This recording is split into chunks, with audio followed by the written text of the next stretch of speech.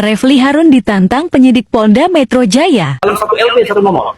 Jadi kalau dicabut satu, cabut semua. Itu yang dikatakan Agrosen. Negara ini negara hukum, ada dasar hukum yang menyatakan seperti itu. Silakan kami disampaikan. Ini menjadi bahan untuk gelar perkara penyidik. Refli Haram, ahli tata boga, ya udah klien lu si Roy Panci, si dokter tipu-tipu, si Rismon, CS semuanya dah udah pada masuk penjara aja sih, nggak apa-apa. 11 tahun itu masuk pondok pesantren aja lu, nggak usah banyak ngomong sekarang. Ini sekarang udah tinggal putusan pengadilan.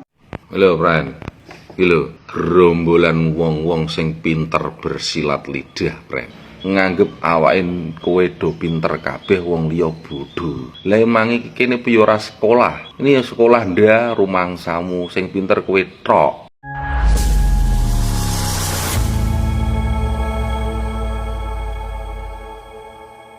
Assalamualaikum warahmatullahi wabarakatuh, saudara-saudaraku sebangsa dan setanah air. Dimanapun kalian berada, semoga kalian selalu dalam kondisi sehat walafiat. Berjumpa lagi dengan saya di Gaspol Update. Kami bukanlah buzzer pihak manapun, kami hanya menyajikan keputusan ada di tangan Anda. Teman-teman, ini ada video yang menurut saya cukup menarik ya, yakni tentang si reptil Kirun. Ayo Run, Kirun ya, yang sok-sokan maca ahli hukum ya. Ahli hukum, ahli tata negara apa tata rias bang? Tata boga kayaknya. Ya, kita ketahui bersama ini orang kemarin ya kan bersama beberapa bala tentaranya ya meminta agar Polda menghentikan penyidikan ya kan. Nah, permintaan itu langsung teman-teman ya. Langsung ditanggapi oleh penyidik Polda dengan sebuah tantangan. Kapok. Rasain lo ya. Dan seperti dugaan banyak netizen, ditantang penyidik Polda, si RH yang ngumpet lah, nggak mungkin berani nongol. Biasanya cuap-cuap, ya kan, dikit-dikit jumpa pers, begitu ditantang oleh penyidik Polda, dia langsung ngumpet, nggak nongol-nongol. Ini sama persis dengan yang terjadi di MK beberapa hari yang lalu, ya kan? Sok-sokan, ya, seolah-olah dirinya adalah orang yang paling paham hukum di negeri ini, mengajukan judicial review ya, tetapi begitu dihadapkan dengan hakim MK, dia macem kayak curut yang kesiram air panas. Macem kunyuk yang kesiram air panas. Aduh, Kirun. Dan sekarang dia ditantang penyidik Polda agar menunjukkan aturan ya terkait penghentian penyidikan kasus ijazah Jokowi itu, yang katanya ini harus dihentikan, ditantang itu si RH, tunjukkan aturannya. Malah ngumpet, koplak. Nah, bagaimanakah videonya dan bagaimanakah respon netizen? Mari kita tonton bersama, kemudian mari kita komentari bersama di bagian akhir video. Ini dia.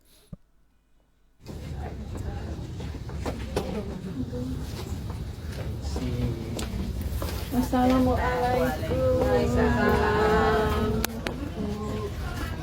Juli, Waalaikumsalam.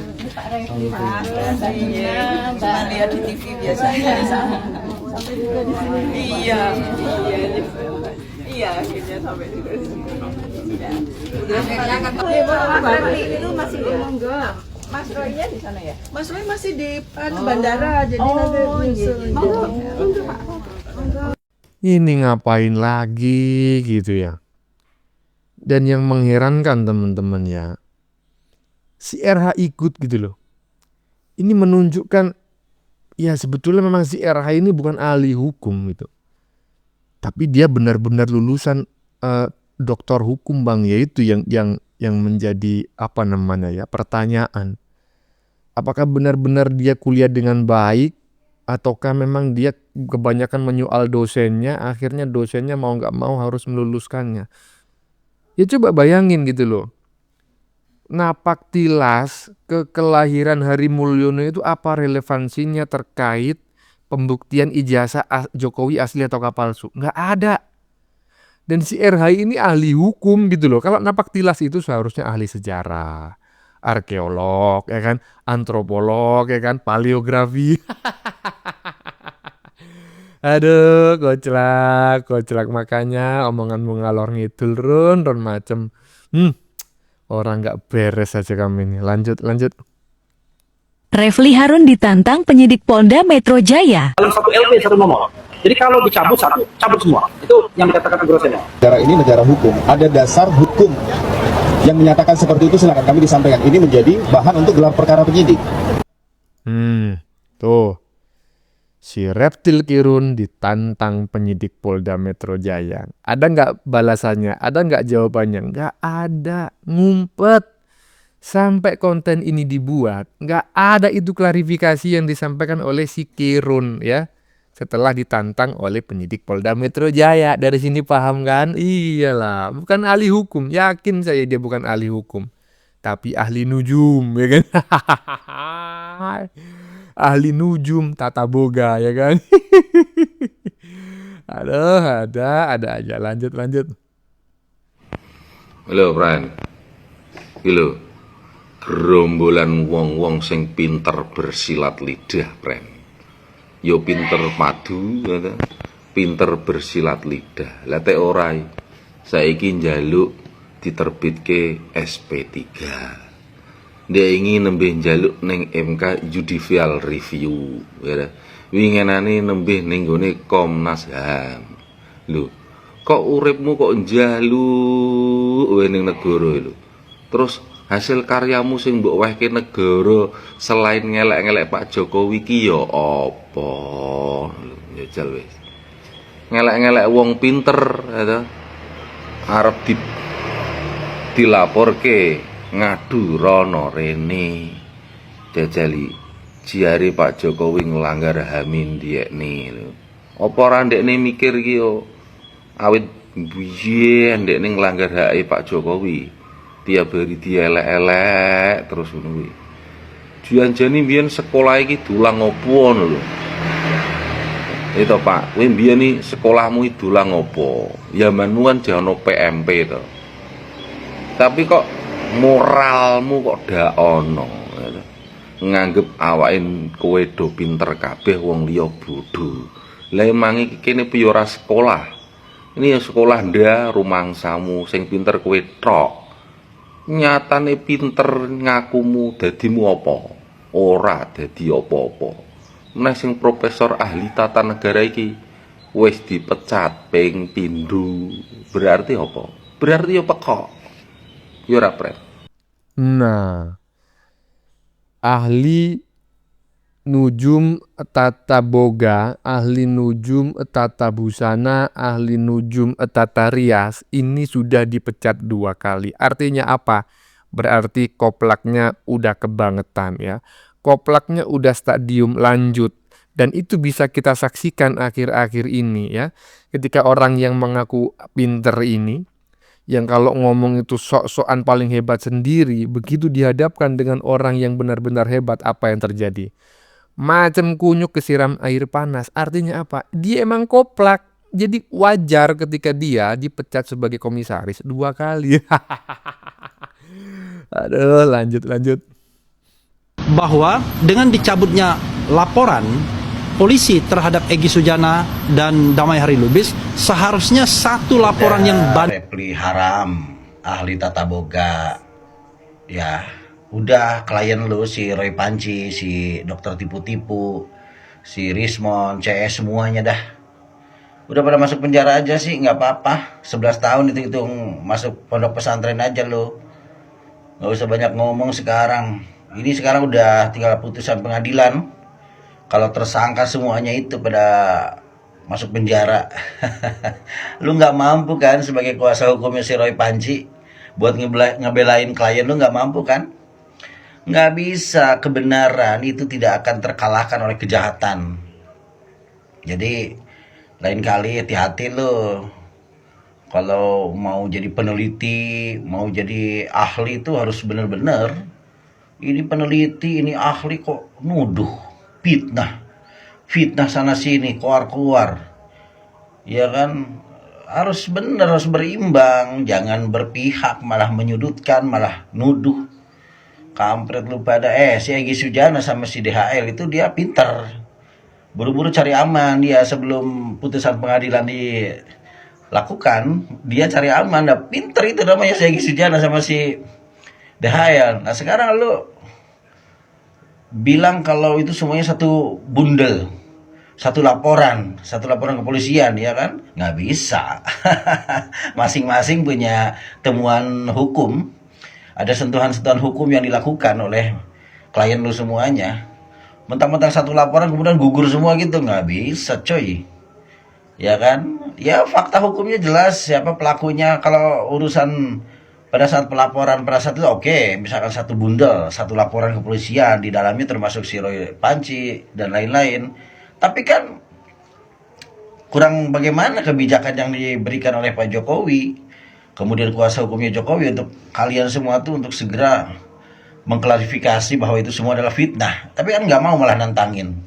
Sekarang bikin lagi alasan atau alibi lain gitu biar selamat dari jeratan 11 tahun. Nggak bisa lo.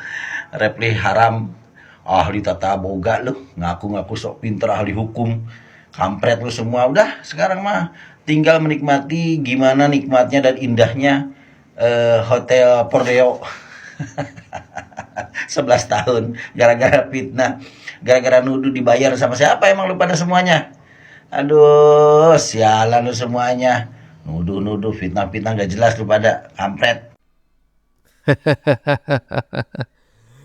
Iya, tinggal menikmati indahnya dan nikmatnya Hotel Prodeo ya. Jadi tinggal menikmati karma atas perbuatan mereka selama ini.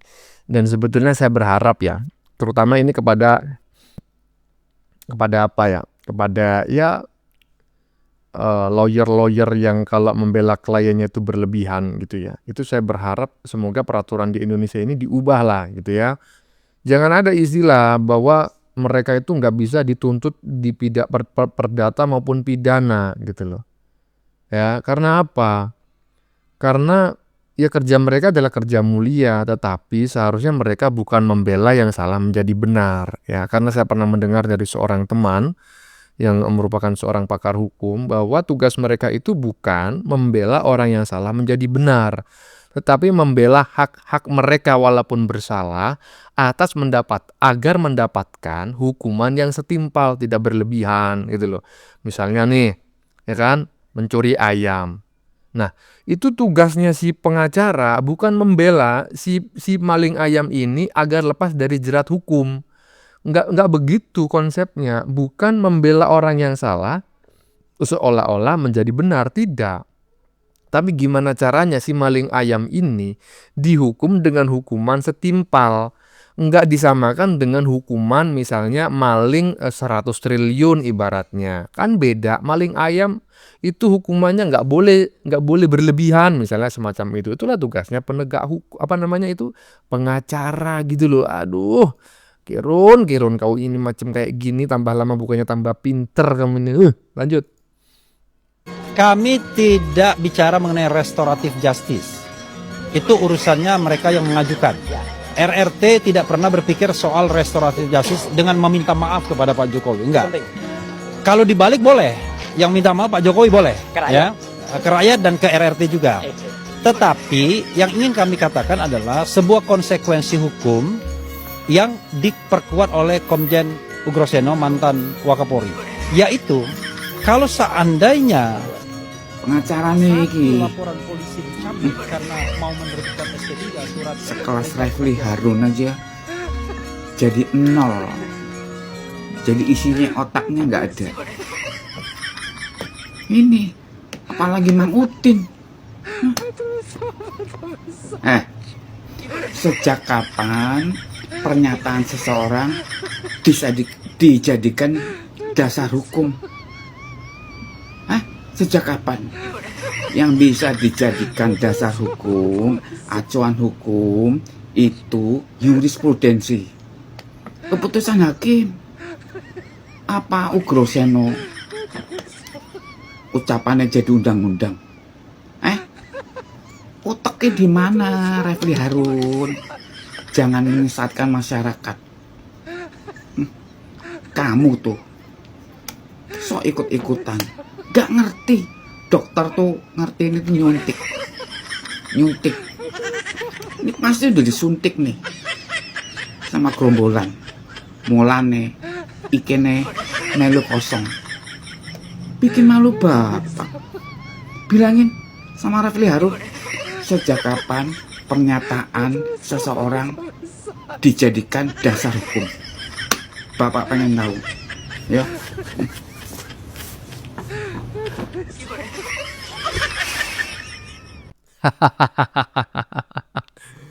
Dasar hukumnya adalah omongan seseorang gitu ya. Oke lah, seseorang ini dulu adalah seorang pejabat ya, Wakapolri. Tapi jangan Anda pikir ya, jabatan itu sesuai dengan kepribadian, dengan tingkat intelijensi. Nggak ada hubungannya ya. Jabatan itu ibarat pagar. Ya, sementara tingkat intelijensi itu ibarat isi rumah. Pagar yang bagus tidak mencerminkan isi rumah yang baik. Bisa jadi pagarnya mentereng, isi rumahnya berantakan. Ya coba aja kita tengok bareng-bareng ya. Orang yang disebut-sebut tadi itu, kemarin-kemarin itu membahas tentang yang namanya itu metre ya. Metre dalam ijazah Jokowi yang berwarna merah, yang katanya itu bernilai Rp100. Nah kemudian ada lagi orang, ijazah orang lain bermetre warna hijau bernilai Rp500. Seolah-olah terjadi ketimpangan di situ, tetapi faktanya apa? Ternyata sama-sama nilainya Rp100. Artinya apa? Orang yang jabatannya tinggi pun nggak pasti benar gitu loh. Aduh, macam kayak gini kok bisa jadi tokoh di Indonesia ya? Hah? Lanjut. Oh, kalau begitu RRT menghindari persidangan. Karena kami tahu persidangan itu tidak membuktikan ijazah. Makanya kami tidak ingin ada persidangan yang mencemarkan dengan dalil pencemaran nama baik. Kami pengen ada persidangan untuk membuktikan apakah ijazah Jokowi itu asli atau palsu. Saya katakan begini misalnya, kalau seandainya terbukti bahwa Roy Suryo tidak melakukan pencemaran nama baik, tidak melanggar undang-undang itu, apakah kemudian akan ada putusan pengadilan yang mengatakan ijazah Jokowi palsu? Nggak ada. Apalagi sebaliknya, kalau kemudian terbukti melakukan pencemaran, tidak ada juga. Nah karena itu, yang kita ingin jawaban adalah bagaimana rakyat Indonesia tahu apakah ijazah itu asli atau palsu. Ini bukan serangan pada pribadi, ini soal integritas nasional. Bagaimana good governance dan clean government itu kita junjung tinggi. Begitu ya? Cukup ya? Gak ngerti saya, Ron. Aduh, katanya dulu suruh melaporin. Kalau Jokowi memang gentle, laporin sendiri. Begitu dilaporin, minta dihentikan, dilaporin katanya kriminalisasi, dan sekarang ujung-ujungnya katanya pengadilan tidak akan bisa membuktikan ijazah Jokowi asli atau palsu. Ya memang iya, yang bisa membuktikan itu adalah lembaga yang mengeluarkannya, yaitu UGM. Dan UGM itu sudah mengklarifikasi ribuan kali bahwa ijazah Jokowi itu asli, dan Jokowi benar pernah kuliah di UGM dan lulus S1 kehutanan. Kau aja yang koplak, aduh, kau masih nggak percaya aja. Dibawa ke pengadilan kau katakan tidak bisa membuktikan. Gak ngerti aku dengan pengacara-pengacara model macam kayak gini nih. Bagaimana menurut kalian? Keputusan ada di tangan Anda. Silakan tulis pendapat Anda di kolom komentar, baik Anda yang setuju maupun yang tidak setuju dengan isi konten ini. Sebelumnya saya memohon maaf ya jika dalam penyajian konten ini ada kata-kata yang menyinggung, kurang tepat penggunaannya, atau ada data yang dianggap keliru atau salah. Saya memohon maaf yang sebesar-besarnya. Kita jumpa lagi di lain video. Salam NKRI.